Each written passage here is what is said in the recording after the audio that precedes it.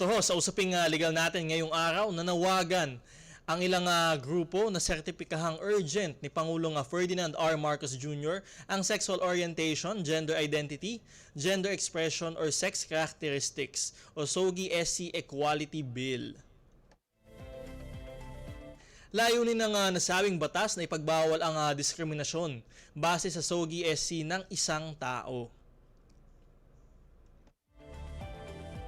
Kasalukuyang nakabinbin sa Kongreso at Senado ang panukalang batas na ito. Nauna nang sinabi ni Senate President Francis Escudero na mahihirapang makapasa ang SOGI SC Equality Bill sa Senado at mas may pag-asa pang pumasa ang Anti-Discrimination Bill ngayong taon. Para pag-usapan ng isyong ito, makakausap natin ang isa sa mga legal advisors ng Ladlad Party List, si Attorney Johnson Lim. Magandang araw, Attorney Lim. Welcome po sa Usaping Legal. Kayo ay napapakinggan sa Radyo Pilipinas at napapanood din sa PTV. Magandang umaga din po, Attorney Danny, at magandang umaga sa ating mga tagapakinig. Pagpasensya nyo na po ko at ito ang first time ko actually na humarap sa mga ganitong klaseng panayam. Ayan, Attorney. Nagagala kami na ito yung unang sa amin, yung unang experience ninyo sa pagharap dito sa mga ganitong interview. Attorney, para sa kaalaman ho ng ating mga kababayan, maaari nyo po bang ipaliwanag kung ano yung SOGI SC Equality Bill at bakit ba ipinaglalaban ito ng inyong grupo na maipasa? So, para sa ating mga tagapakinig po, ang ating SOGI SC Equality Bill or Sexual Orientation, Gender Identity or Expression, and Sex Characteristics Bill ay pinupush po ng ating mga LGBTQIA+ constituents para po ipakita sa gobyerno at ipanayam sa gobyerno na may karapatan din po sila as human persons. So, ang content po ng ating SOGI SC Bill ay nagpapatungkol po sa mga discriminatory acts na pwedeng maaring gawin sa isang tao na nabibilang sa LGBTQIA+ community as well as those who are identifying themselves as heterosexual or cisgendered. So, misconception po ng ating mga kababayan po, ang SOGI SC Bill po ay hindi lang po para sa LGBTQIA+ community. Ito rin po ay coverage din po nito ang ating mga constituents na nag-identify themselves as cisgender or heterosexual. And of course, hindi lang po yun ang content ng ating SOGI SC Bill. Ang nakalagay din po dito yung mga penalties or mga fines na maaaring ipato sa isang tao kapag nilabag po nila itong bill, pag naging batas ito, pag nilabag nila yung mga, or ginawa nila yung mga discriminatory acts na nakalagay sa bill. At the same time, nakalagay din po dito yung mga ibang proposed na establishment of sabihin natin mga redress mechanisms or mga paraan kung paano ba dumulog ang isang tao na nalabag ang kanyang karapatan under the SOGI SC Bill. So, sa under Section 10 ng ating SOGI SC Bill, magkakaroon po ng redress mechanisms para sa mga SOGI SC related cases. And of course, magkakaroon din po tayo ng mga programs or magkakaroon din po tayo ng mga trainings na may establish kapag naipasa itong bill na to with regards to gender sensitivity as well as knowledge with regards din po sa ating SOGI SC Bill. Attorney, ayan, maganda, nalinaw ho ninyo na yung SOGI SC Bill ay hindi lamang para doon sa ating mga kapatid sa LGBTQIA+ community, maging ho doon sa mga heterosexual, no? Eto, Attorney, ano ho yung reaction ninyo na mahigit 20 taon na ho na nakabinbin ang batas na ito sa Kongreso? At naniniwala ho ba kayo na maipapasa pa po ang batas ho na ito? Attorney, para sa akin, ano lang yan nag-aantay lang tayo ng oras. Kasi kung isipin mo, worldwide, meron na silang mga anti-discrimination bill that addresses like the LGBTQIA+ community. Tapos, tayo naman, nagkakaroon, like for example, meron din po tayo sa Dagupan City, sa Baguio City, ng mga ordinances na naipapasa that addresses discrimination. So, para sa akin po, it's only a matter of time. Nag-aantay lang po tayo ng oras para maipasa itong bill na ito. Pero syempre, para sa amin din naman, sa aming LGBTQIA+ community, what time would be the best but now? So, kapag walang, nakikipaglaban or walang nagpu-push through nitong, pagkukulang ng karapatan na ito sa gobyerno, siyempre mas matatagalan pa maipasa ito. Ang hindi ko lang din po maintindihan sa ating mga kababayan is that there is this misconception na magiging gateway daw ito, like opening the same sex union and whatnot. Ah, ma, idudulong ko po sa ating mga kababayan na under sa ating SOGI SC bill, wala pong nakalagay or wala pong stipulasyon na nagsasabi na pinupush nito ang ah, same-sex union or same-sex marriage. Kaya sana po, 'wag naman po nating gamitin na ang rason kung bakit tumututol tayo sa pagpasa ng bill na 'to, tutol tayo sa same-sex union. Malinaw ho na clarify nyo yan, attorney, no? Kasi ang dami ho talagang nagkalat na misinformation tungkol dito sa SOGI SC Opo. bill.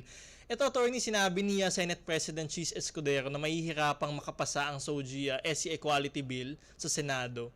Ano po yung reaksyon nyo ho sa pahayag niya na ito? Naintindihan ko naman din po yung sinasabi ni Senator Chis Escudero.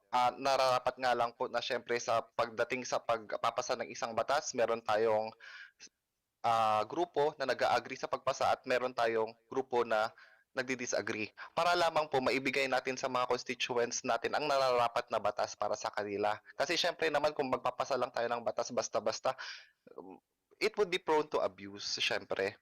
So, nararapat nga lang po na kailangan pag-aralan pa rin nilang mabuti para lamang po na hindi siya maging encroachment sa rights ng ibang tao.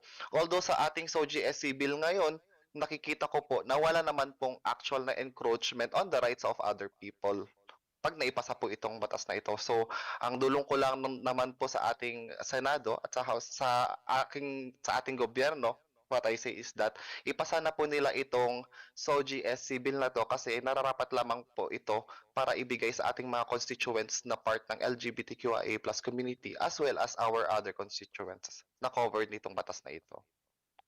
Attorney, ito naman nung mga nakaang linggo, no, isang miyembro ng LGBTQIA+ community ang nakaranas ng diskriminasyon sa sinakyan nitong taxi mula sa isang ride-hailing app. Kung familiar ho kayo dito, ano ang reaksyon niyo ho dito at may gagawin ba ang inyong grupo para matigil ang mga ganitong klaseng diskriminasyon? Actually, tatapatin ko po kayo, attorney, hindi po ako aware sa balitang 'yan. Pero siyempre, bukas po ang pintuan ng Ladlad para po tulungan at bigyan ng aksyon para tulungan at bigyan ng aksyon ang nangyaring ito sa ating kapatid. And siyempre po, kontakin niyo lang po kami sa Ladlad para mabigyan po namin kayo ng karampatang tulong at legal aid para ma ano po natin, para pagtanggol po natin ang karapatan mo bilang isang bilang miyembro ng constituents ng Pilipinas. Ayan, maganda ho yan. Meron ho talaga malalapitan yung ating mga kapatid sa LGBTQIA+ community pag nakaranas sila ng ganitong diskriminasyon. Attorney, ito naman no, yung kanina na naunahan niyo na rin ho no. May ilang grupo naman ho na pumipigil dito sa pagpasa nitong SOGI SC bill at nagsasabi na hindi ito akma sa isang bansang Katoliko tulad ng Pilipinas. Ito nga daw po dapat yung batas laban sa diskriminasyon ay dapat para sa lahat. Ayan, nalinaw niyo kanina. Ano ho yung masasabi niyo sa mga kritiko ng panukalang batas na ito? Para po sa mga kritiko po ng pinapanukalang batas na SOGI-SC bill, sana naman po is ilugar nyo rin po yung sitwasyon nyo sa sitwasyon namin.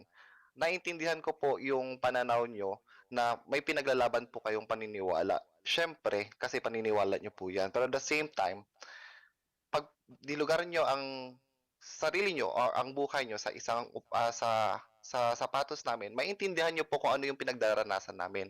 Maintindihan nyo po yung mga diskriminasyon na pinagdaranasan namin, yung karapatan na gusto naming i-practice yung karapatan na gusto naming ipaglaban kapag nararamdaman namin 'tong diskriminasyon na ito sa mga tao. Kahit sabihin natin na technically aminado po kami na naiintindihan po ng gobyerno na existing ang LGBTQIA+ community, pero andun lang po tayo sa stage na tolerated lang po kami, eh.